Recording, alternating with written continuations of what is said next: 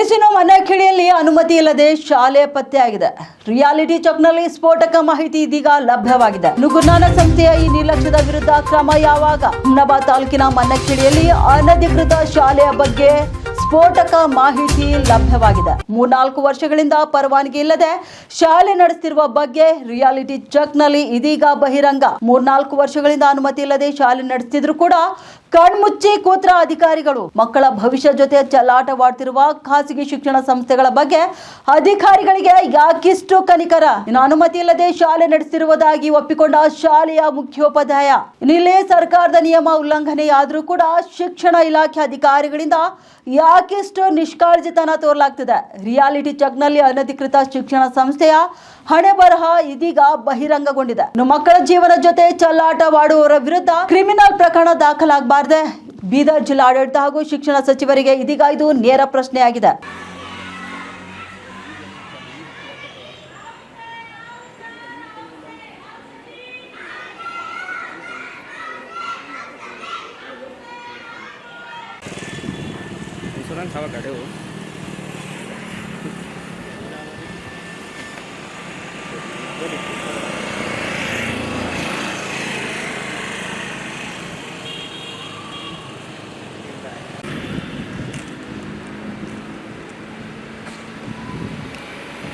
ಒಂದು ಕಡೆ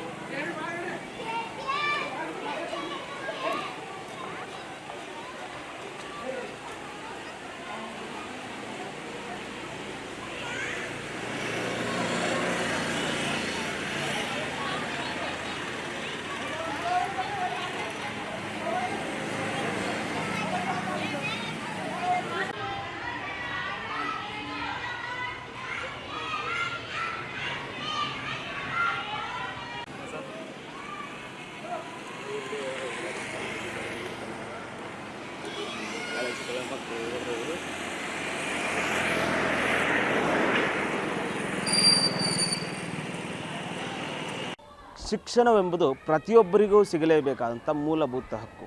ಈ ಮೂಲಭೂತ ಹಕ್ಕನ್ನು ಕೊಡಲು ಸರ್ಕಾರಿ ಶಾಲೆಗಳನ್ನ ನೇಮಕ ಮಾಡಿರ್ತದೆ. ಅದೇ ರೀತಿ ಖಾಸಗಿಯವರಿಗೆ ಟ್ರಸ್ಟ್ನವರಿಗೆ ಶಾಲೆ ನಡೆಸಲು ಸರ್ಕಾರ ಕೆಲವೊಂದಿಷ್ಟು ಮಾನದಂಡಗಳನ್ನ, ನಿಯಮಗಳನ್ನು, ಅನುಮತಿಗಳನ್ನು ನೀಡಿರುತ್ತದೆ.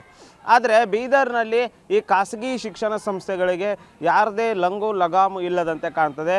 ಬೀದರ್ನ ಒಂದು ಪ್ರತಿಷ್ಠಿತ ಶಿಕ್ಷಣ ಸಂಸ್ಥೆ, ಪ್ರತಿಷ್ಠಿತ ಅಂದರೆ ಅಲ್ಲಿ ಆ ಶಾಲೆಗೆ ಮಕ್ಕಳನ್ನ ಕಳಿಸಿದರೆ ಪೋಷಕರು ಹೆಮ್ಮೆ ಪಡ್ತಾರೆ.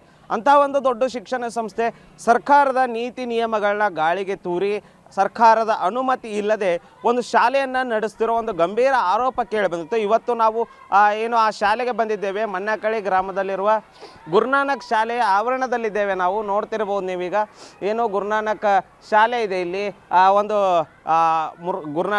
ಮನ್ನಕಳಿಯ ಹೊರವಲಯದಲ್ಲಿ ಶಾಲೆ ನಡೆಸ್ತಾ ಇದ್ದಾರೆ. ನಾವು ಈಗ ಆ ಶಾಲೆಯಲ್ಲಿದ್ದೀವಿ. ನೋಡ್ತಾ ಇರ್ಬೋದು ನೀವು, ಇಲ್ಲೆಲ್ಲ ಮಕ್ಕಳು ಓದ್ತಾ ಇದ್ದಾರೆ. ಅಂದರೆ ಬೇಸಿಗೆಯಲ್ಲೂ ಸಹ ಇಲ್ಲಿ ಇದನ್ನು ಮಾಡ್ತಾರೆ. ಅಂದರೆ ಸಮರ್ ಕ್ಯಾಂಪ್ ನಡೆಸ್ತೀವಿ ಮಕ್ಕಳಿಗೆ. ನಾವು ಶಾಲೆ ಯಾರಿಗೆ ಹೇಳಿರ್ತೀವಿ ಅವರಿಗೆ ಅಂದರು. ನೋಡ್ತಾ ಇರ್ಬೋದು ನಿಮಗೆಲ್ಲ ಕೊಠಡಿಗಳು.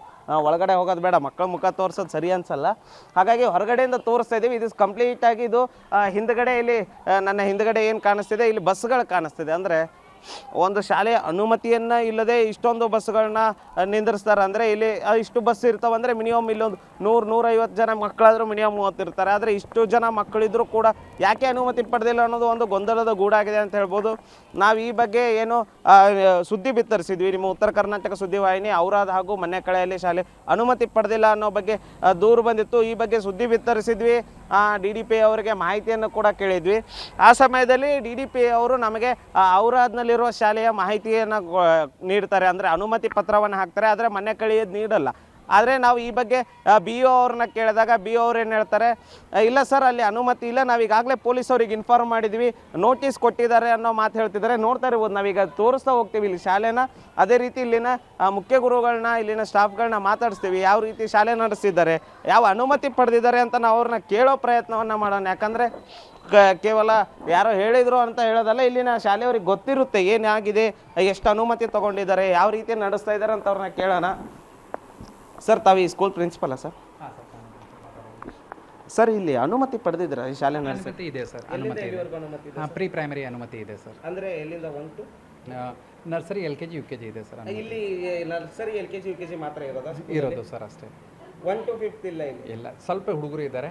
ಅಂದ್ರೆ ಇದೆ 1 to 5th ಇದೆ. 1 to 5th ಇದೆ. ಅಂದ್ರೆ ಇನ್ನೂ ಅನುಮತಿ ಪಡೆದಿಲ್ಲ. ಪ್ರಾಸೆಸ್ ಇದೆ ಸರ್, ಆಲ್ರೆಡಿ ಆನ್ಲೈನ್ ಎಲ್ಲ ಸಬ್ಮಿಷನ್. ಇಲ್ಲಿ 1 to ಇದು ನಡೆಸ್ತೀರಾ ಸರ್ ನೀವು? ಹೀಗೆ ಸ್ಟಾರ್ಟ್ ಆಗಿದೆ ಸರ್ ಮೊನ್ನೆ. ಎಷ್ಟು ವರ್ಷ ಆಯ್ತು? 3 ವರ್ಷ ಆಗಿರ್ಬೋದು ಅಷ್ಟೇ. 3 ವರ್ಷದಿಂದ ಸರ್ಕಾರದ ಅನುಮತಿಯನ್ನು ಪಡೆದಿದೆ. ನೀವು ಅದೇ ಆನ್ಲೈನಲ್ಲಿ ನಡೆಸ್ತಾ ಇದ್ದೀರಿ, ಪ್ರೊಸೆಸಿಂಗ್ ಇದೆ ಅಂದರೆ 3 ವರ್ಷದಿಂದ ಅನುಮತಿ ಪಡೆದೇ ಶಾಲೆಯನ್ನು ನಡೆಸ್ತಿದ್ದೀರಿ. ಯಾರು DDP ಅವ್ರು ಏನೋ ಕೇಳಿಲ್ವ? ನೀವು ಬಿ ಅವ್ರು ಹೇಳಿದ್ರು ಏನೋ ನೋಟಿಸ್ ಕೊಟ್ಟಿದ್ರಂತೆ. We have replied for that.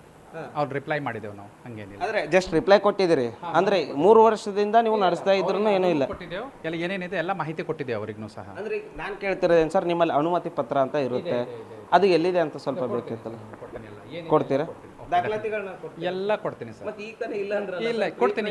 ಏನು ಬೇಕು ನಿಮಗೆಲ್ಲ ಕೊಡ್ತೀನಿ. ಓಕೆ, ಇದು ಪ್ರಾಬ್ಲಮ್. ಓಕೆ, ಥ್ಯಾಂಕ್ ಯು ಹಾಂ, ಥ್ಯಾಂಕ್ ಯು ಸರ್. ಇದು ಇಲ್ಲಿನ ಪ್ರಿನ್ಸಿಪಲ್ ಅವರ ಮಾತಾಗಿತ್ತು. ನೋಡಿ ಪಾಪ, ಮೊದಲು ಏನು ಹೇಳ್ತಾರೆ, ಪ್ರೀ ಪ್ರೈಮರಿ ಮಾತ್ರ ಇದೆ ನಮ್ಮಲ್ಲಿ ಅನುಮತಿ ಅಂತ ಹೇಳ್ತಾರೆ. ಈಗ ನೋಡಿದರೆ ನನ್ನಲ್ಲಿ ಎಲ್ಲ ದಾಖಲಾತಿ ಇದೆ ಅಂತ ಹೇಳ್ತಿದ್ದಾರೆ.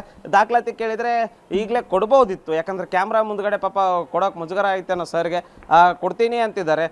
ಏನೋ ಒಂದು 30 ಸೆಕೆಂಡಿಂದ ಹೇಳಿದ ಮಾತನ್ನೇ ಮತ್ತೆ ತಿರುಗಿಸಿದ್ರು. ಅಂದರೆ ಪಾಪ ಅವರು ಅನುಮತಿ ಪಡೆದೇ ಇರೋದಕ್ಕೆ ಅವರಿಗೆ ಗೊಂದಲದಲ್ಲಿ ಏನು ಹೇಳಬೇಕು ಅನ್ನೋದು ಕೂಡ ಗೊತ್ತಾಗ್ತಿಲ್ಲ.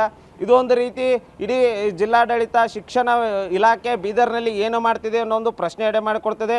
ಯಾಕಂದರೆ ಮಕ್ಕಳ ಭವಿಷ್ಯ ಇರ್ತದೆ. ಏನು ಗುರುನಾನಕ್ ಸಂಸ್ಥೆ ಬೀದರ್ ಜಿಲ್ಲೆಯ ಒಂದು ಪ್ರತಿಷ್ಠಿತ ಶಿಕ್ಷಣ ಸಂಸ್ಥೆ. ಇಂಥ ಸಂಸ್ಥೆಯಲ್ಲಿ ಮಕ್ಕಳನ್ನ ಕಳಿಸ್ತೀವಿ ಅಂದರೆ ಪಾಲಕರು ಕೂಡ ಹೆಮ್ಮೆ ಪಡ್ತಿದ್ದಾರೆ. ಆದರೆ ಇಲ್ಲಿ ಮಕ್ಕಳ ಜೀವನದ ಜೊತೆ ಆಟ ಆಡೋ ಕೆಲಸ ಅಂತಲೇ ಹೇಳ್ಬೋದು. ಯಾಕಂದರೆ ಅನುಮತಿನೇ ಪಡೆದಿಲ್ಲ ಅಂದರೆ ನಾಳೆ ಆ ಮಕ್ಕಳ ಜೀವನ ಏನಾಗುತ್ತೆ ಯೋಚನೆ ಮಾಡಬೇಕು. ಏನೋ ಪಾಲಕರು ಪಾಪ ತಮ್ಮ ಮಕ್ಕಳು ಓದ್ತಾರೆ ಅಂತ ಲಕ್ಷಾಂತರ ರೂಪಾಯಿ ಹಣವನ್ನು ಈ ಖಾಸಗಿ ಶಿಕ್ಷಣ ಸಂಸ್ಥೆಗಳಿಗೆ ಕೊಡ್ತಾರೆ.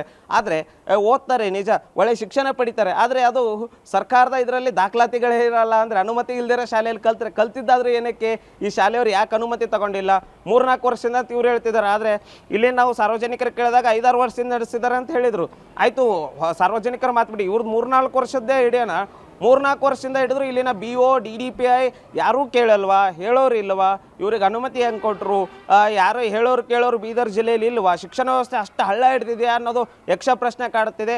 ಇನ್ನು ಮೇಲಾದರೂ ಎಚ್ಚೆತ್ಕೋಬೇಕು ಶಿಕ್ಷಣ ಇಲಾಖೆ.